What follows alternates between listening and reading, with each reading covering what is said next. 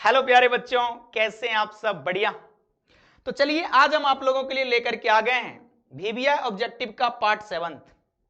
प्यारे बच्चों, अभी तक इसमें हम लोगों ने 6 पार्ट अपलोड कर चुके हैं। आप लोग अगर रेगुलर वीडियो देख रहे होंगे तो आप पा रहे होंगे कि हम लोग क्वेश्चंस के साथ साथ कॉन्सेप्ट भी डिस्कस कर रहे हैं।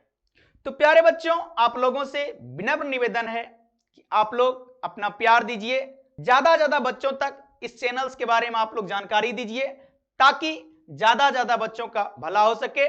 और हमारा लक्ष्य है कि मैथमेटिक्स में आप लोगों का 100/100 मार्क्स आए। इसके लिए हम लोगों ने ऑब्जेक्टिव प्लस फॉर्मूला का प्लेलिस्ट बना करके उस पर वीडियो अपलोड किया जा रहा है। इसके बाद हमारा टारगेट है कि हम लोग सब्जेक्टिव पर भी काम करें। तो हम चाहते हैं कि आप लोग प्यार बनाए रखिए और ज्यादा लोगों तक पहुंचाइए। चलिए इसी के साथ हम लोग स्टार्ट करते हैं पार्ट 7 का क्वेश्चन आंसर। तो देखिए पहला क्वेश्चन है हमारा, यदि a इक्वल्स टू इतना और b इक्वल्स टू इतना तो 2a plus 3b equals to what. देखिए आपको दिख रहा होगा कि a और b दो मैट्रिक्स है और a के साथ a को 2 से और b को 3 से मल्टीप्लाई करना है। आप जानते हैं कि किसी भी मैट्रिक्स में जब हम लोग किसी भी नॉन जीरो कांस्टेंट से मल्टीप्लाई करते हैं तो वह कांस्टेंट मैट्रिक्स के एवरी एलिमेंट से मल्टीप्लाई होता है। तो बच्चों बताइएगा आप कि अगर मुझे 2a निकालना है तो क्या करेंगे? इसमें हम लोग इस मैट्रिक्स के प्रत्येक एलिमेंट में 2 से मल्टीप्लाई करेंगे। करिए। तो 3 को 2 से मल्टीप्लाई करेंगे तो क्या होगा? 6 को 2 से मल्टीप्लाई करेंगे तो क्या होगा? 12। 5 को 2 से मल्टीप्लाई करेंगे तो क्या होगा? 10। -4 को 2 से मल्टीप्लाई करेंगे तो क्या होगा? -8। तो ये हमारे पास 2a आ गया। फिर देखिए प्लस है तो प्लस। अब आप 3b निकालिए। 3b के लिए क्या करना है? b मैट्रिक्स में 3 से मल्टीप्लाई करेंगे तो 3 गुना 7 21, 8 गुना 3 बोलिए कितना? 24, 5 गुना 3 15 और 6 गुना 3 क्या हो जाएगा बाबू रे? 18। अब देखिए कि यहां पे आपको दिख रहा होगा कि दो मैट्रिक्स का योग हो रहा है। तो दो मैट्रिक्स का योग के लिए दो कंडीशन होता है। पहले तो उसका ऑर्डर सेम होना चाहिए और दूसरी बात कि क्रॉसपोंडिंग एलिमेंट ऐड होता है। तो बताइए 6 और 21 का योगफल कितना होगा? 6 + 21 27, 12 और 24 का योगफल कितना होगा? 36, 10 और 15 का कितना होगा? 25, -8 + 18 कितना होगा बाबू रे? 10। सही है। तो अब देखिए कि क्या आपको ऑप्शंस में दिख रहे हैं ये 27, 36, 25, 10 कहां पर है? B number. तो बी नंबर हमारा क्या हो गया? करेक्ट ऑप्शन है। कोई दिक्कत नहीं। चलिए नेक्स्ट क्वेश्चन की ओर बढ़ते हैं। अगला हमारा है, देखिए इस क्वेश्चन में थोड़ा सा मिसप्रिंट था इसलिए करेक्ट कर दिया गया है। अगला क्वेश्चन है कि यदि 2 × this plus this equals to this तो x और y का वैल्यू क्या होगा? सिंपल है, सॉल्व करना है आपको। इस मैट्रिक्स में 2 से मल्टीप्लाई है तो बोलिए 3 दूना कितना होगा? 6, 4 दूना कितना होगा? 8, 5 दूना कितना होगा बाबू रे? 10 और x × 2 कितना हो जाएगा? 2x। ये आ गया। फिर प्लस है तो लिखेंगे प्लस। अब देखिए यहां पर है 1 y 0 1, ठीक है। और इक्वल्स टू में जो मैट्रिक्स है उसका बताइए क्या सब एलिमेंट है? 7 0 10 और 5। आइए देखते हैं। देखिए बाएं तरफ जो है ये दो मैट्रिक्स है, दोनों का योग करते हैं तो 6 + 1 कितना होगा? 7। 8 + y तो क्या होगा? 8 + y। फिर देखिए 10 + 0 कितना हो जाएगा बाबू रे? 10। 2x + 1 तो क्या हो जाएगा? 2x + 1। कोई दिक्कत नहीं है। अब देखिए दाएं साइड जो मैट्रिक्स है उसके एलिमेंट क्या सब है? तो आपको दिख रहा होगा 7 0 10 और 5। इसमें आप देखेंगे, देखिए इसका पहला एलिमेंट 7, इसका भी पहला 7, इसका यहां 10 है, यहां भी 10 है। तो आप जानते हैं कि दो मैट्रिक्स जब आपस में बराबर होता है तो उसके क्रॉसपोंडिंग एलिमेंट इक्वल होते हैं। तो देखिएगा 8 + y किसके बराबर होगा? 0 के बराबर। और 2x + 1 किसके बराबर होगा? 5 के बराबर, ठीक ना। तो कर देते हैं हम लोग इक्वल। देखिए 8 + y बराबर कितना आपने कहा था? 0। तो बताइएगा बाबू रे y बराबर क्या हो गया? -8, ठीक है। और 2x + 1 = कितना है बाबू रे 5। तो आपके पास आ जाएगा 2x और 5 - 1, 5 - 1 कितना होता है 4, और इधर है 2x, इस 2 से ये 4 कट गया 2 बार में, तो हमारे पास x बराबर हो गया 2। ऑप्शंस में देखिए x बराबर 2 और y बराबर -8 कहां दिख रहा है, तो देखिए यही बी नंबर क्या हो गया हमारा करेक्ट ऑप्शन है। कोई दिक्कत नहीं है, समझ में आ गया। यहां से हम लोगों ने दो चीज सीखा कि दो मैट्रिक्स को जोड़ेंगे कैसे, और अगर दो मैट्रिक्स के बीच में बराबर का साइन आ जाए तो उसको हम लोग इक्वेट भी कैसे करेंगे, ठीक है ना। चलिए नेक्स्ट क्वेश्चन की ओर चलते हैं। अगला क्वेश्चन है यदि a बराबर इतना तो a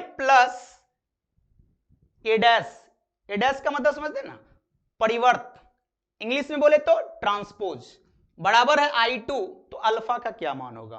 कोई दिक्कत नहीं बाबू रे, a हमको पता है तो a + a डैश निकाल लेते हैं। तो a के जगह पर हमारे पास क्या रह जाएगा cos अल्फा, इधर हो जाएगा माइनस sin अल्फा, फिर इधर देखिएगा sin अल्फा, फिर इधर आ जाएगा cos अल्फा। कोई दिक्कत नहीं है। अब बताइए कि a का जब परिवर्त करेंगे तो आप जानते हैं कि परिवर्त में क्या होता है, रो क्रॉसपोंडिंग कॉलम में शिफ्ट करता है। तो फर्स्ट रो का एलिमेंट फर्स्ट कॉलम में आ जाएगा, तो आप लिखेंगे कि cos alpha minus sin alpha, फिर sin अल्फा, और इधर कितना आ जाएगा cos अल्फा। ठीक है बाबू रे, ये हम लोग लेफ्ट साइड वाले को कर रहे हैं। अब देखिए क्या करते हैं, इस दोनों का जब आप सम करेंगे तो क्या होगा cos alpha plus cos alpha, आप कहिएगा 2 cos अल्फा, ठीक है, minus sin alpha plus sin alpha क्या हो जाएगा, एक प्लस में है दूसरा माइनस में है तो 0, sin alpha minus sin alpha क्या हो जाएगा बाबू रे 0, और cos alpha plus cos alpha आप कहेंगे 2 cos अल्फा। ठीक है, अब हम इसके सामने दाएं साइड वाला I2 क्या होता है इकाई आव्यूह, और ये दो क्या बता रहा है कि दो ऑर्डर का है, तो आप क्या लिखिएगा दो ऑर्डर का बताइए इकाई आव्यूह क्या होता है 1 0 0 1। कोई दिक्कत बाबू रे, देखिए ये 0 है इसके क्रॉसपोंडिंग वाला एलिमेंट 0 है, यहां 0 है इसके क्रॉसपोंडिंग वाला 0 है, तो 2 cos अल्फा बराबर कितना लिखिएगा 1, तो लिखिए 2 cos अल्फा बराबर 1। तो बताइए बाबू रे cos अल्फा बराबर कितना 1/2, तो अल्फा बराबर कितना cos इनवर्स 1/2। अब आप बताइए कि cos इनवर्स 1/2 का वैल्यू क्या होता है 60 डिग्री। 60 डिग्री को रेडियन में क्या कहते हैं आप π/3, तो ऑप्शन में देखिए तो π/3 कहीं दिख रहा है, तो B is the correct option. कोई दिक्कत, चलिए नेक्स्ट क्वेश्चन की ओर चलते हैं। अगला क्वेश्चन है कि यदि दिस इक्वल्स टू दिस तो x बराबर व्हाट।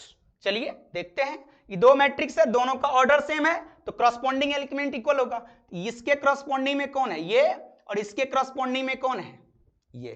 तो सबसे पहले आप लिखेंगे कि 2x माइनस वाई बराबर, बोलिए कितना लिखिएगा बाबू 6, और इधर से आप लिखेंगे कि y बराबर कितना हो गया -2, तो y का वैल्यू हम लोग इसमें पुट कर देंगे, तो आपके पास आ जाएगा 2x माइनस पहले से है और y के जगह पर कितना -2 बराबर 6। तो बताइए कि 2x माइनस माइनस +2 = 6, तो बताइए कि 2x बराबर हो जाएगा 6 - 2, तो बताइए कि 2x बराबर कितना हो जाएगा बाबू रे, 6 में से 2 घटेगा तो 4, इससे हमारा ये कट गया 2 बार में, तो x बराबर हो गया आपका कितना 2। ऑप्शन में देखिए 2 कहीं है क्या, a is the correct option. ठीक है, चलिए नेक्स्ट क्वेश्चन की ओर। अगला हमारा है कि यदि a बराबर इतना का व्युत्क्रम प्राप्त नहीं होगा यदि k का मान है, समझिएगा यहां पर क्या कह रहा है व्युत्क्रम प्राप्त नहीं होगा, व्युत्क्रम प्राप्त मतलब प्रतिलोम नहीं होगा। ठीक है, तो आप जानते हैं कि किसी भी आव्यूह का प्रतिलोम कब संभव होता है जब उसका डिटर्मिनेंट 0 नहीं हो, ठीक है ना, तब उसका प्रतिलोम संभव होता है। तो यहां क्या कह रहा है कि व्युत्क्रम संभव नहीं होगा, कब? जब इसका डिटर्मिनेंट 0 के बराबर होगा। तो यहां देखिए कि इस मैट्रिक्स में क्या है, एक के है, तो हम क्या करेंगे, मॉड A इक्वल्स टू 0 कर देंगे। तो मॉड A जब करिएगा तो A के जगह पर आप किसको भरिएगा बाबू रे, 2 3 5 के बराबर 0, मॉड माने डिटर्मिनेंट। अब बताइए कि 2 ऑर्डर का डिटर्मिनेंट सॉल्व करना जानते हैं ना, पहले तो क्या लिखिएगा, 2k माइनस इस दोनों का प्रोडक्ट बोलिए 15 बराबर कितना, 0। तो बताइए कि हमारे पास आ गया 2k बराबर, इस -15 को इधर भेज देंगे तो क्या आ जाएगा, 15, इसलिए k बराबर बोलिए तो 15/2। ऑप्शन में देखिए तो 15/2 कहीं है क्या, बिल्कुल है, D is the correct option. ठीक है, चलिए नेक्स्ट क्वेश्चन की ओर। अगला हमारा है कि यदि आई एक 2x2 कोटि का इकाई अवयव है तब मॉड आई का मान ज्ञात करिए। अब देखिए आई क्या है, 2 कोटि का इकाई अवयव है, इसका मतलब सर, इसका मतलब यह है कि आई बराबर आपके पास हो गया 1 0 0 1 अवयव में, लेकिन जब हम इस पर मॉड लगाएंगे तो हम इधर भी मॉड लगा देंगे। ठीक है, अब आप इसको इससे गुना करिएगा तो क्या लिखिएगा, 1 गुना 1 1, अब फिर ये बीच में क्या लगाते हैं आप, माइनस, तो 0 गुना 0 क्या 0, तो 1 में जब 0 घटेगा तो कितना आ गया 1। ऑप्शन में देखिए तो 1 है कहीं पर, तो B is the correct option. ठीक है, चलिए नेक्स्ट क्वेश्चन की ओर। अगला हमारा है एक matrix A equals to Aij n/n सममित है यदि, आप जानते हैं कि कोई भी आप मैट्रिक्स सममित कब होता है, जब उसका ट्रांसपोज करने पर वही मैट्रिक्स हमें वापस मिल जाए। ठीक है, तो देखिए Aij का जब हम लोग ट्रांसपोज करेंगे तो बताइए कि Aij का जब आप क्या करेंगे, ट्रांसपोज करेंगे तो वो किसके बराबर आना चाहिए, Aij के बराबर, यही हुआ ना। तो इसका जब ट्रांसपोज होगा तो ट्रांसपोज का मतलब जानते हैं ना, आई जे के जगह पर और जे आई के जगह पर आ जाएगा, और इक्वल्स टू कितना, Aij। देखिए ऐसा ऑप्शन कहीं दिख रहा है, Aji इक्वल्स टू Aij, देखिए ये है, सी इज द करेक्ट ऑप्शन। ठीक है बाबू रे, चलिए आगे बढ़ते हैं हम लोग। अगला क्वेश्चन है, यदि A और B वर्ग अवयव है तो A इंटू बी का ट्रांसपोज क्या होगा। बाबू रे याद रखिएगा, जब भी 2 या 2 से अधिक अवयव योगफल और अंतर में हो और उस पर होल ट्रांसपोज हो यानी परिवर्त हो तो अलग अलग ट्रांसपोज होता है। ठीक है, लेकिन जब गुना में हो हम बताए कि रिवर्सल लॉ लगता है। क्या लगता है, रिवर्सल लॉ। रिवर्सल लॉ का मतलब क्या हुआ कि A इंटू बी का जब हम लोग होल ट्रांसपोज करेंगे तो आप लिखिएगा कि B का ट्रांसपोज इंटू A का ट्रांसपोज। ऑप्शन में देखिए तो B का ट्रांसपोज इंटू A का ट्रांसपोज कहीं दिख रहा है क्या, A नंबर में, तो A is the correct option. ठीक है, कैसा लग रहा है आप लोगों को, मजा आ रहा है? बाबू रे दबा के कमेंट करके बताइए आप लोगों को कैसा लग रहा है, ताकि हमें अच्छा लगे, हमें पता चले कि आप लोगों को बहुत अच्छा लग रहा है और आप लोग वीडियो देख रहे हैं। ठीक है, चलिए नेक्स्ट। अगला है, यदि A इक्वल्स टू दिस तो सहखंड A है। सहखंड मतलब जानते हैं, बोलिए तो सहखंड का मतलब क्या होता है। सहखंड का मतलब होता है एडजॉइंट्स ऑफ A। सहखंड का मतलब होता है एडजॉइंट्स ऑफ A। आपको हम जानकारी के लिए बता दें कि जब भी 2x2 ऑर्डर का कोई भी मैट्रिक्स हो और उसका सहखंड निकालना हो, कुछ मत करिएगा, सिंपल सा फंडा समझिए। करना क्या है सर, करना बस आपको यह है कि इसके मुख्य विकर्ण के अवयव को आपस में बदल दीजिए। ठीक है ना, तो देखिए दोनों जगह तक कॉसेन है तो बदल के भी कॉस ही रहेगा, तो क्या आ जाएगा, कॉस थीटा, और यहां भी क्या आ जाएगा बाबू रे, कॉस थीटा, और बाकी के एलिमेंट का चिन्ह बदल दीजिएगा। तो देखिए माइनस साइन थीटा का चिन्ह बदलेंगे तो क्या आ जाएगा, साइन थीटा, और साइन थीटा का चिन्ह बदलेंगे तो क्या आ जाएगा, माइनस साइन थीटा। सही है। अब देखिए ऐसा ऑप्शन आपको कहीं दिख रहा है, cos theta sine theta minus sine theta cos theta, कहां दिख रहा है बाबू रे, सी इज द करेक्ट ऑप्शन। ठीक है, चलिए नेक्स्ट क्वेश्चन की ओर। अगला हमारा है, यदि a बराबर इतना तो सखंड a, वापस से वही क्वेश्चन है। तो अब तो आप डायरेक्ट ही बता दीजिए कि एडजॉइंट्स ऑफ a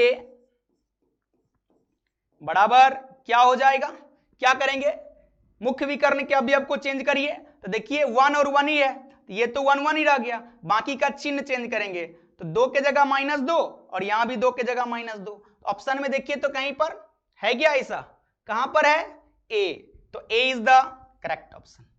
ठीक है, चलिए नेक्स्ट क्वेश्चन की ओर। अगला है हमारा, यदि a इक्वल्स टू इतना b इक्वल्स टू इतना तो ए बी क्या होगा। यहां दो आव्यूह का गुणन किया जा रहा है। ठीक है, तो देखिए जब भी दो आव्यूह का गुणनफल होता है तो हम लोग क्या करते हैं, पहले लिखिए 1 1 0 1, फिर अगला है हमारा 0 1 1 0। बाबू रे याद रखना है सिंपल सी बात, जब भी दो आव्यूह का गुणनफल करना हो तो हम लोग रो इधर का रो लेते हैं और इधर से कॉलम लेते हैं, समझिएगा, इधर से रो इधर से कॉलम। तो पहले क्या होगा, फर्स्ट रो फर्स्ट कॉलम, ठीक ना। तो चलिए फर्स्ट रो का पहला एलिमेंट 1 है और इधर से फर्स्ट कॉलम का पहला एलिमेंट तो 0, तो 1 गुना 0 0, ठीक है। फिर प्लस का साइन देना है तो प्लस 0 प्लस 1 गुना 1, इधर फर्स्ट रो का दूसरा एलिमेंट फर्स्ट कॉलम का दूसरा एलिमेंट दोनों 1 है, तो 1 गुना 1 क्या हो गया 1, तो 0 प्लस 1 बोलिए कितना होता है 1, ठीक है। फिर फर्स्ट रो सेकेंड कॉलम 1 गुना 1 1 और 1 गुना 0 0, तो 1 प्लस 0 क्या हो गया 1। फिर आप आगे बढ़िए, इधर से सेकेंड रो इधर से फर्स्ट कॉलम, तो 0 इंटू 0 0 और 1 इंटू 1 1, तो 0 प्लस 1 क्या हो गया 1। फिर आगे बढ़िए, second row second column 0 into 1 0 plus 1 into 0 0, तो 0 प्लस 0 क्या होगा 0। तो ऑप्शन में देखिए ऐसा आपको दिख रहा है, देखिए तो कहां पे दिख रहा है बाबू रे, B is the correct option, ठीक है। चलिए नेक्स्ट क्वेश्चन की ओर। अगला हमारा है, यदि a बराबर इतना तो a स्क्वायर क्या होगा। अब देखिए a स्क्वायर जब निकालेंगे तो a को a से मल्टीप्लाई कर देंगे, हमारे पास है i, इसको i नहीं पढ़िएगा, इसको पढ़ना है आयोटा।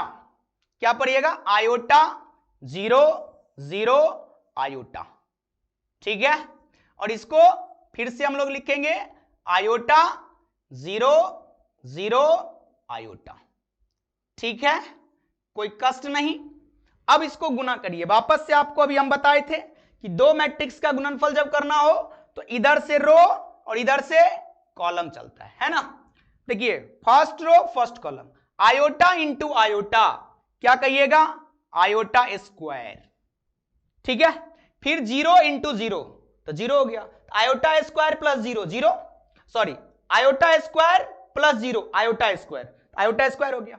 फिर first row second column, iota into 0 0 और 0 इंटू आयोटा 0, तो क्या हो गया 0 प्लस 0 0। फिर आइए second row first column 0 into iota 0 iota into 0, तो 0 प्लस 0 क्या हो गया बाबू रे 0। फिर देखिएगा second row second column 0 into 0 0 plus iota into iota क्या हो जाएगा आयोटा स्क्वायर। अब देखिए कि आपने 11th क्लास में पढ़ा होगा कि आयोटा स्क्वायर का वैल्यू -1 होता है, क्या होता है -1। तो बता दीजिए हमें कि आयोटा स्क्वायर के जगह पे जब -1 रखेंगे तो यहां हो जाएगा -1 0 फिर 0 और कितना -1। बाबू रे ऑप्शन में देखना तो -1 0 0 -1 कहां दिख रहा है बताइए कमेंट करके, B is the correct option. ठीक है, चलिए नेक्स्ट क्वेश्चन की ओर। अगला है हमारा दिस इंटू दिस बराबर व्हाट। एक बार वीडियो को पॉज करिए, इसका गुणनफल निकालिए और कमेंट करके बताइए कि कौन सा ऑप्शन करेक्ट है। वीडियो पॉज करके जल्दी से कमेंट करिए, तो जल्दी करिए तो बाबू रे। चलिए हम करके आपको दिखा रहे हैं। कितना है? 7 6 0 -1, फिर 1 0 0 1। ठीक है, ऐसे तो अगर हम कहें आपको तो इसका आंसर डायरेक्ट आप लगा सकते हैं। देखिए ये कोई मैट्रिक्स है और ये कोई इकाई आव्यूह है। किसी भी मैट्रिक्स को जब हम लोग इकाई आव्यूह से मल्टीप्लाई करते हैं तो वो हमें मैट्रिक्स ही वापस से मिलता है। याद रखिएगा कि इकाई आव्यूह एक ऐसी आव्यूह है जो हम लोग अलजेब्रा में 1 का काम करता है। 1 को किसी संख्या के साथ गुना करिएगा तो क्या मिलेगा? वही संख्या मिलता है। करके ट्राई कर लेते हैं, जल्दी जल्दी देखिएगा बाबू रे। 7 गुना 1, याद है ना, इधर से फर्स्ट रो इधर से फर्स्ट कॉलम, तो 7 गुना 1 7, 6 गुना 0 0, तो 7 प्लस 0 क्या हो गया? 7। फिर देखिए फर्स्ट रो सेकेंड कॉलम, 7 गुना 0 0 और 6 गुना 1 क्या हो गया? 6, तो यहां पर कितना आ गया? 0 प्लस 6 6। फिर देखिए second row first column, 0 into 1 0 और -1 इंटू 0 क्या हो गया? 0 प्लस 0 0। फिर देखिए second row second column, 0 into 0 0 -1 into -1, तो 0 और -1 कितना? -1। बाबू रे देखना क्या वापस से आपको यही नहीं मिला क्या? तो ऑप्शन में देखिए कौन सा है correct? 7 6 0 -1, 7 6 0 -1, C is the correct option. ऐसे इसका डायरेक्ट आंसर भी आप बता सकते थे कि किसी भी मैट्रिक्स को जब हम लोग इकाई आव्यूह से मल्टीप्लाई करते हैं तो हमारा वैल्यू क्या होता है? वही मैट्रिक्स मिलता है। ठीक है, चलिए नेक्स्ट क्वेश्चन की ओर। अगला है हमारा, यदि एक वर्ग आव्यूह ए इस प्रकार है कि 3a³ plus 2a² plus 5a plus i equals to 0। देखिए i माने होता है इकाई आव्यूह, ठीक है, तो a इनवर्स बराबर होगा। देखिए इस क्वेश्चन को बनाने का तरीका सुना रहे हैं, बहुत ध्यान से समझ, कुछ भी नहीं है, बहुत आसान है। यहां बस 2 कॉन्सेप्ट काम करते हैं बाबू रे। करना क्या है? कुछ नहीं करिए, हमें बस इस इक्वेशन से i का वैल्यू बता दीजिए। अगर हम सिर्फ i निकालेंगे तो क्या हम i बराबर बाकी सारे को इधर भेज देते हैं तो क्या आ जाएगा? -3a³ -2a² और -5a। क्लियर है? अब इसमें आप क्या करिए? मल्टीप्लाइड बाय a इनवर्स कर दीजिए। ठीक है, जब आप a इनवर्स से मल्टीप्लाई करेंगे दोनों तरफ, इधर हो जाएगा हमारे पास i इंटू a इनवर्स बराबर, इधर क्या होगा? देखिए सारे में a इनवर्स से मल्टीप्लाई होगा तो लिखेंगे -3a³ into a inverse -2a² into a inverse और -5a इंटू a इनवर्स। ध्यान दीजिएगा थोड़ा सा, हम जानते हैं कि a इंटू a इनवर्स बराबर होता है i। ठीक है, तो क्या होगा? और आप ये भी जानते हैं कि i इंटू a बराबर a होता है। ठीक है, यही दोनों कॉन्सेप्ट काम करेगा। तो आइडेंटिटी मैट्रिक्स को जब a इनवर्स से गुना करेंगे तो क्या आ जाएगा बाबू रे? a inverse. ठीक है, यहां पे देखिएगा a³ में से एक a को निकाल करके a इनवर्स को दे दीजिएगा तो a इंटू a इनवर्स बराबर क्या हो जाएगा? i, और इधर कितना बच जाएगा? a²। हमारे पास हो जाएगा -3a² इंटू i। ठीक है, फिर देखिए माइनस इस a² से एक a को दे दीजिए इसे, तो ये हो जाएगा a into a inverse i, बच जाएगा कितना? 2a इंटू कितना? i। ठीक है, और इधर देखिए -5 है, a इंटू a इनवर्स बराबर कितना? i। अब देखिए यहां से आप इसे डायरेक्ट कह सकते हैं कि a इनवर्स बराबर 3 तो -3 तो है ही, ए स्क्वायर इंटू आई, ए स्क्वायर क्योंकि आपने अभी कहा है कि किसी भी मैट्रिक्स में आइडेंटिटी मैट्रिक्स से जब मल्टीप्लाई करते हैं तो मैट्रिक्स ही मिलता है, तो -3a स्क्वायर माइनस इधर हो जाएगा -2a और -5i। देखिए तो ऑप्शन में -3a स्क्वायर -2a -5i कहीं है क्या, बताइए तो कहां दिख रहा है आपको, तो B is the correct option. ठीक है, ये क्वेश्चंस को एक बार फिर से देख लीजिएगा बाबू रे, ये क्वेश्चंस अक्सर पूछा जाता है और हम लोग गलतियां करते हैं। ठीक है, चलिए नेक्स्ट क्वेश्चंस की ओर। एक वर्ग आव्यूह व्युत्क्रमणीय है यदि, देखिए सिंपल सी बात है, कह रहा है कि एक वर्ग आव्यूह व्युत्क्रमणीय है, इसका मतलब उसका प्रतिलोम संभव है। तो किसी भी आव्यूह का प्रतिलोम संभव कब होता है, जब उसका डिटर्मिनेंट्स 0 के बराबर ना हो, यही ना। तो ऑप्शन में देखिए तो कौन सा ऑप्शन करेक्ट दिख रहा है, सी इज द करेक्ट ऑप्शन। कोई दिक्कत क्या, नहीं ना। बताइए कैसा लगा ये वीडियो, और अगर आपको ये वीडियो अच्छा लगा है तो प्लीज इसको लाइक शेयर और सब्सक्राइब और कमेंट करिए और ज्यादा बच्चों तक इसको पहुंचाइए। तो चलिए इसी आशा और विश्वास के साथ मिलते हैं हम लोग नेक्स्ट वीडियो में। जय हिंद, जय भारत।